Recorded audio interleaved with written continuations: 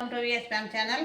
விஎஸ்பிஎம் channel subscriber பண்ணாதவங்க subscriber பண்ணிக்கோங்க. கூடவே இருக்கிற பெல் பட்டனை கிளிக் பண்ணிக்கோங்க. உளுந்து எடுத்துருக்குறேன் வறுக்கிறதுக்கு, ரிங் முறுக்கு செய்கிறதுக்காக தான் அந்த உளுந்தை வறுக்க போகிறேன். அந்த உளுந்து கலரே அதிகமாக ரொம்ப செகப்பாக ஆகிற மாதிரி வறக்கக்கூடாது. உளுந்து வாசனை வந்த உடனே நம்ம இறக்கணும். அப்படியே ஆற வச்சு நல்லா ஃபைன் பவுடராக அரைச்சிக்கணும். அரைச்சி நம்ம மாவு பச்சரிசி மாவு பதப்படுத்தின மாவு இருந்தால் அதையும் வறுத்துக்கணும். அதையும் வறுத்து தான் நம்ம இப்போ ரிங் முறுக்கு செய்கிறதுக்காக இப்போ இதை ரெடி பண்ணுறோம். கடையில் வாங்குகிற மாவாக இருந்தால் நம்ம வறுக்க தேவையில்லை. நாம் பதப்படுத்தின மாவு இருக்குது இல்லையா, இடியாப்பம் செய்ய கொழுக்கட்டை செய்யறதுக்கு அந்த மாவை வறுத்துக்கணும்.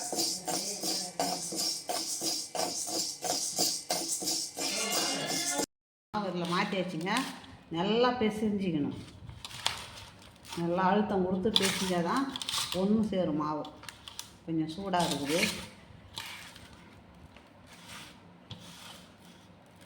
கொஞ்சம் ஆறட்டும். இப்போ ஜீரகம் போடாத இருந்தாங்க, இப்போ போட்டிருக்க பாருங்கள், மேலே போட்டிருக்கேன் ஜீரகத்தை போட்டு நல்லா பிசைஞ்சிக்கணும் அழுத்தம் கொடுத்து.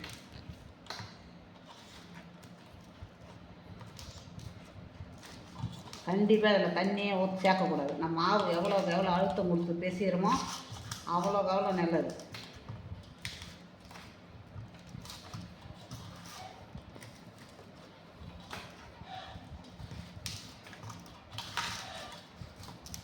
ஜீரகம் கருப்பு இல்லை.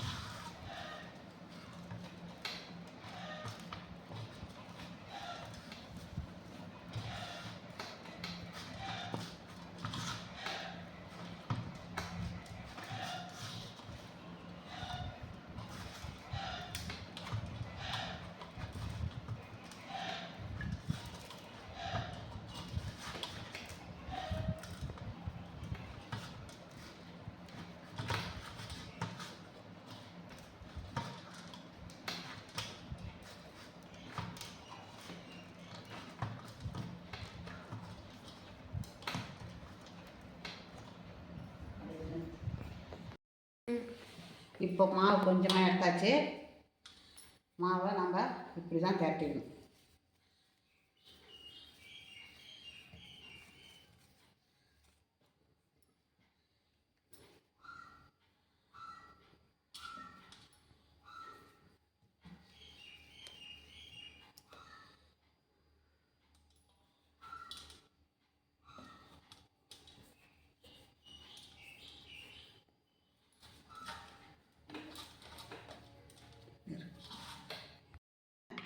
இந்த மாதிரி தான் நம்ம உருட்டிக்கணும்.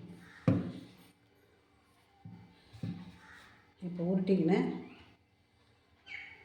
இப்போது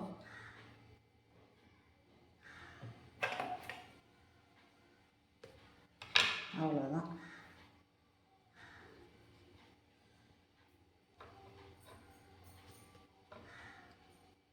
இது மாதிரி தான் நம்ம செஞ்சணும்.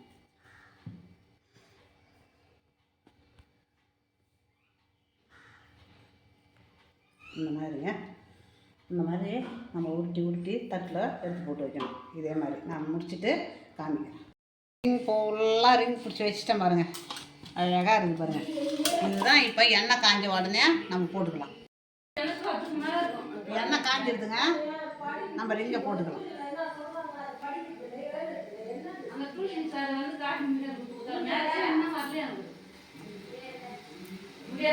பாஸ் பண்ணுறது அதிகம்.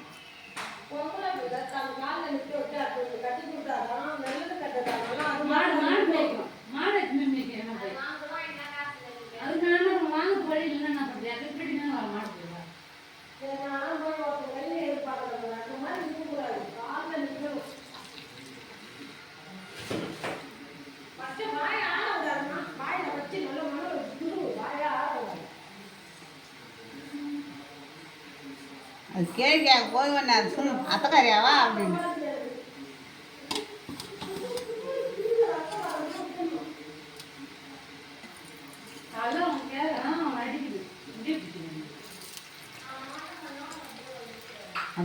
அதுக்காக தான் இதை ஒன்றுமே பண்ணக்கூடாது.